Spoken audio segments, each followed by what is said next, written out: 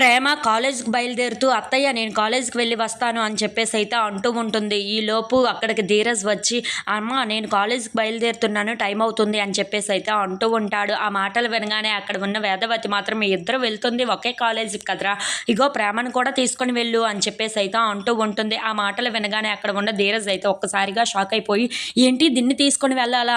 ఎట్టి పరిస్థితుల్లో తీసుకొని వెళ్ళను" అని చెప్పేసి అయితే అంటూ ఉంటాడు. ఆ మాటలు వినగానే అక్కడ ఉన్న వేదావతి మాత్రం "నోరు మూసుకొని వెళ్ళి తీసుకొని వెళ్ళరా" అని చెప్పేసి అయితే గట్టిగా అరుస్తూ ఉంటుంది. ఆ మాటలు వినగానే అక్కడ ఉన్న ప్రేమ మాత్రం "అత్తయ్య ఎందుకు అత్తయ్య వద్దులండి అత్తయ్య" అని చెప్పేసి అయితే అంటూ ఉంటుంది.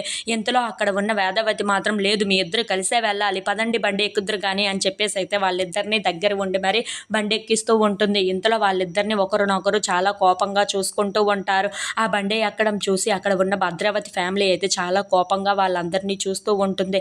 ఇంతలో అక్కడ ఉన్న భద్రావతి "ఏంటి వీళ్ళిద్దరు ఎక్కడికి కలిసి వెళ్తున్నారు, ఇది ఎక్కడికి సాగనంపుతుంది" అని చెప్పేసి అయితే వేదావతిని అనుకుంటూ ఉంటుంది. ఇంతలో అక్కడ ఉన్న వేదావతి "అమ్మాయి జాగ్రత్తరా" అని చెప్పేసి అయితే ధీరజ్కి చెప్తూ ఉంటుంది. ఆ మాటలు వినగానే అక్కడ ఉన్న ధీరజ్ మాత్రం "ఏంటమ్మా దానిని నేను జాగ్రత్తగా చూసుకోవాలా, అది నన్ను సవ్యంగా ఉండనిస్తే చాలు నాకు" అని చెప్పేసి అయితే అంటూ ఉంటాడు. ఆ మాటలు వినగానే అక్కడ ఉన్న ప్రేమ చాలా కోపంగా ధీరజ్ వైపు చూస్తూ ఉంటుంది.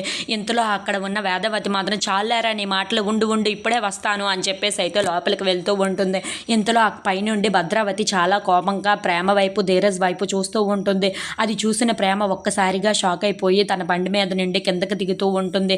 ఇంతలో అక్కడ ఉన్న తన ఫ్యామిలీని అలా చూస్తూ చాలా బాధపడుతూ ఉంటుంది. ఇంతలో అక్కడికి వేదావతి వస్తూ ఉంటుంది. "ఏంటమ్మా బండి దిగిపోయావు, పైకి ఎక్కు వెళ్దువు కానీ టైం అవుతుందని చెప్పావు కదా" అని చెప్పేసి అయితే అంటూ ఉంటుంది. ఇంతలో అక్కడ ఉన్న ప్రేమ మాత్రం భద్రావతిని అలా అలా చూస్తూ ఉండిపోతుంది. అది చూసిన వేదవతి అయితే "ఎవరెవరో ఎన్నెన్నో చేస్తూ మాట్లాడుతూ చూస్తూ ఉంటారు, అవన్నీ పట్టించుకుంటామా ఏంటి, నీకు టైం అవుతుంది కదా, వెళ్ళు నీ భర్త బండి మీద కదా వెళ్తున్నది, ఎక్కువ వేరం ఎక్కువ టైం అవుతుందమ్మా" అని చెప్పేసి అయితే ప్రేమకు అంటూ ఉంటుంది. If you like this video please like share and subscribe friends.